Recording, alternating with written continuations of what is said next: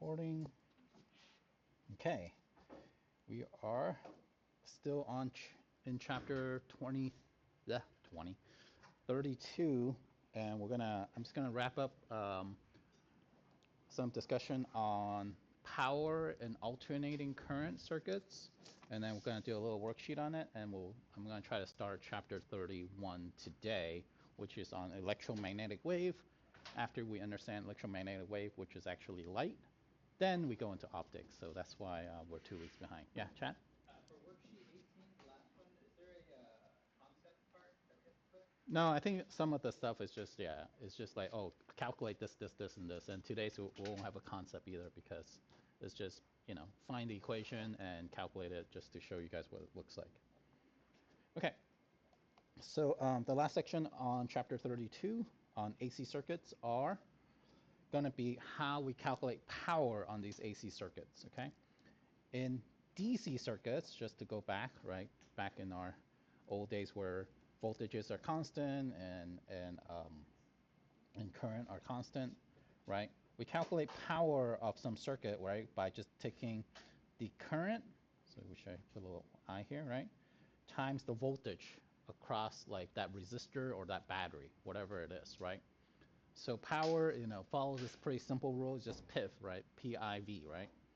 So that's easy if these are constant, right? And then you can just do that calculation, right?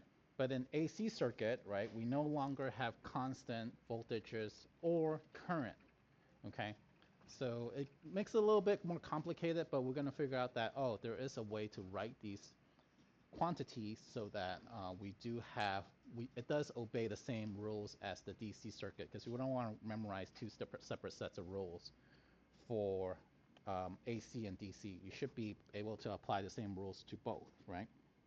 So let's start off with a little resistor circuit, right? Let's say we have some alternating power source, and it's just driving current through this resistor, right? So typically on a DC circuit, right, you would calculate, well, the power that's dissipated by this resistor is the current going through that resistor times the resistance, right? Oops, times the voltage across that resistor, right? Okay. In alternating current, it's very similar, but, right, unfortunately, also the book doesn't do this, right? All of these become kind of like a time-dependent variable, right? Because the current is changing, the voltage is changing, it's oscillating up and down, okay? What we can do is use Ohm's law to basically replace this VR, remember, this is V sub R. Even though it's a changing quantity, it still obeys Ohm's law, right? This is the current times the resistance, okay? What we end up with is basically the current square times the resistance, right? It's the same thing as the DC one, actually. So far, nothing changing so far, right?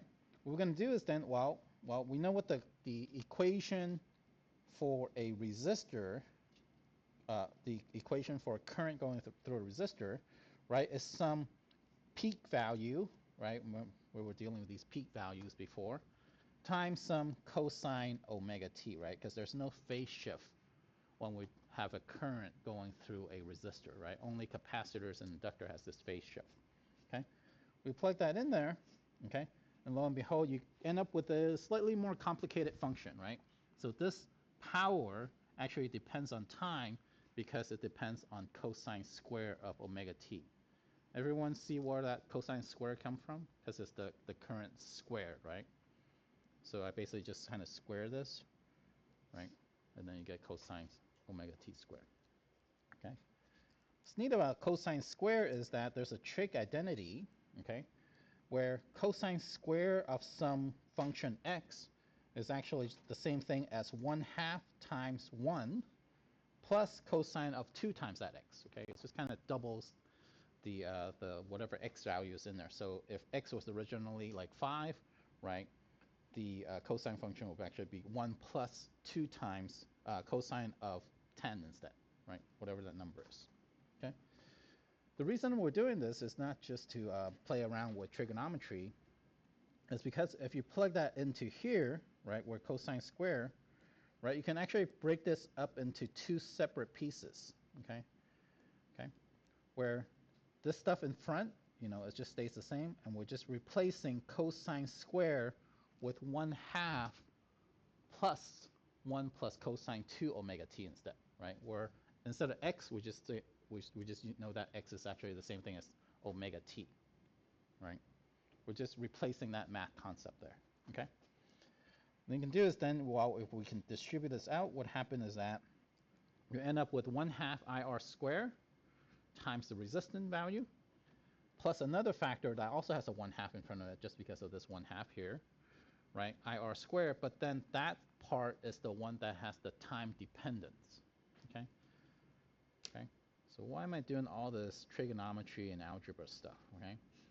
The reason is to show you guys this plot and what it looks like when we have this, okay? So remember the current doesn't have a phase shift in a for a resistor, right? So it just kind of oscillates up and down. So this is just the same thing as what we had before, where current depends on time, right? It's just whatever the peak value is times cosine of omega t, okay? When we calculated power up here, I'm going to copy this equation down, okay? Power as a function of time. I'm trying to write a lowercase p, but it kind of looks the same, right?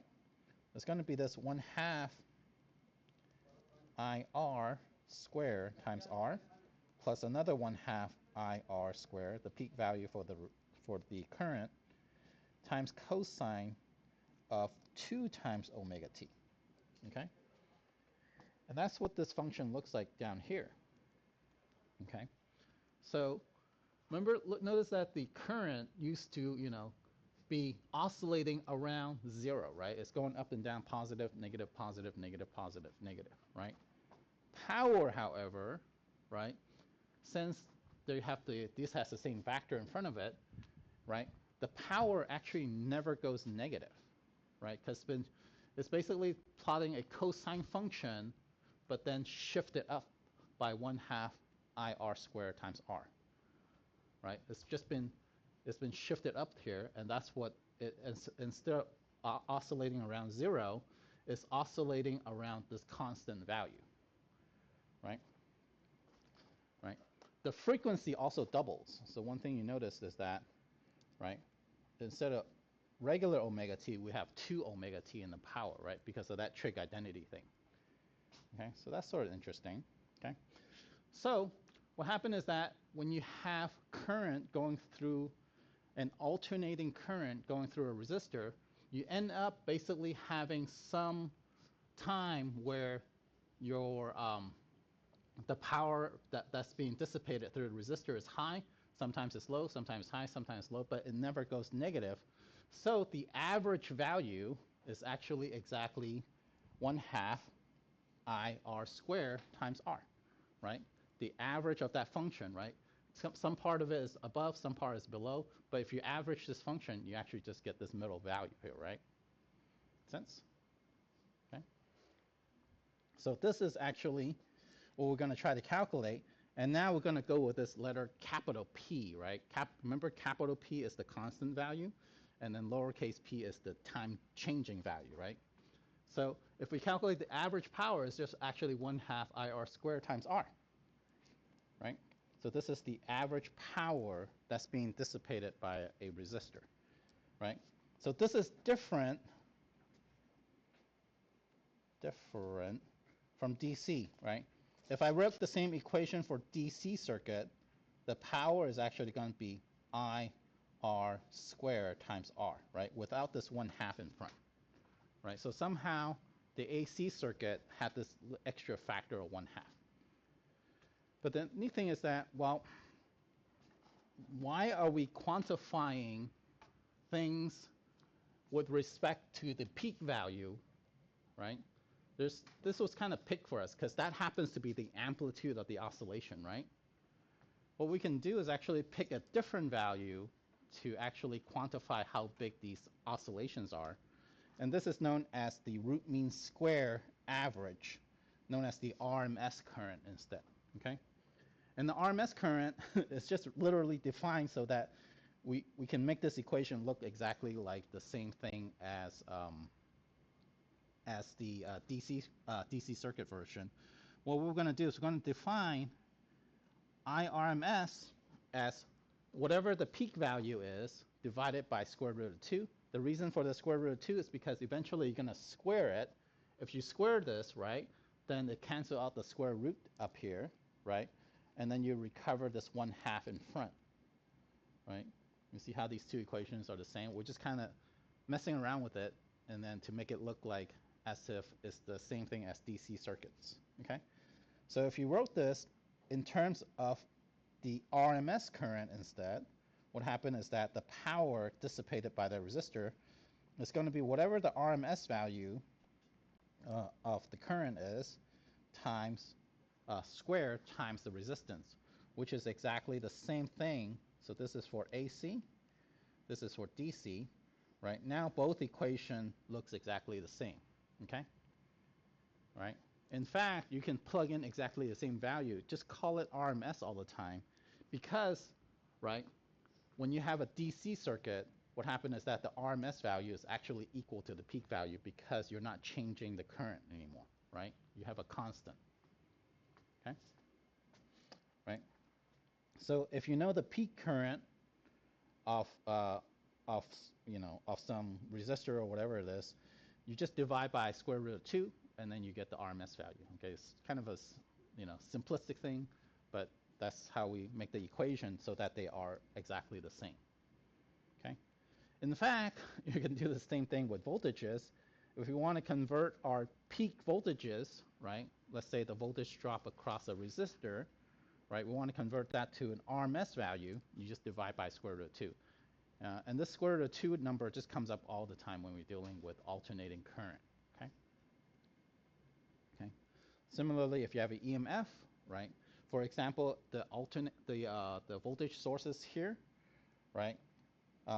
In the U.S. is 120 volt, and this is actually telling you the RMS value. Okay. So if we want to convert that to, this is the VRMS. Oops. VRMS. Let's do the voltage source, RMS, right? If you want to convert this to the peak value, which is what we're used to be using, which is E naught, right? That's the amplitude of the oscillation, right? You actually have to multiply by square root of 2 times 120 volts, and that's actually about 170, okay? Okay, and you get to play around with this with the worksheet, okay? All right, so if you have used this definition, I'm not going to go through too much of the algebra because it's just plugging in the same equation over and over again, where instead of dealing with it in terms of IRMS squared times R, you can replace that equation with VRMS squared divided by R. So that's the same thing, just using Ohm's law. Okay, and similarly, the power can also be written as just the current RMS times VRMS, which is basically the same thing, the same as DC, okay, where you just have power equals I times V, right? You just have to add this little note that you want to take the RMS value in there instead, okay? In our worksheet today, we're going to play around with your laptop power supply, where it actually has an interesting thing where you have an AC power source being plugged into this power converter, right? So that's actually what's plugged into the wall here, right? And it actually outputs a DC power source, right? Because your laptop actually runs on DC. So that's actually kind of neat to see how that conversion happens and how much current is actually going through each of these wires at different voltages, okay? So that's going to be our worksheet today. But before we do that, what I want to do is to actually show you guys one more thing, okay? So an example on light bulbs. So remember, light bulbs, you can just pretend they are resistors. The thing I want to show you guys is actually, well, what about how much power is dissipated in a capacitor or an inductor in an AC circuit? Okay, do you think it's going to be the same as resistor, or is it going to be different? Okay, and what we need to do is actually, start plugging in the same equation. Remember, when you want to calculate power, right, whatever that device is, right, you want to calculate the current going through that device times the voltage going in through that device, right? Unfortunately, the book writes it backwards. Like, so the power through that a capacitor, right? We can calculate this by calculating what the voltage across that capacitor is times the current going through that capacitor, right? In this case, something interesting happened, right? The voltage is still the same, right? We just have some amplitude of the current, sorry, amplitude of the voltage times some cosine function, right? Just the same as before. But the neat thing is that, right, the current going through a capacitor, right, has this phase shift, right, of 90 degrees. Okay, instead of writing it in terms of the phase shift, it's the same thing as sine, well, negative sine of omega t. Remember that from a couple of lectures ago, right? Because remember when we did capacitor, we had to take a derivative, right? It changed the cosine into a sine. Okay, so what happened is that instead of cosine square, right, what happened is that you have a cosine function, cosine of omega t, multiplied by sine of omega t. Oops. Right? Does anyone remember what the trig identity is for when you multiply a sine and a cosine together? It turns into something else. Right?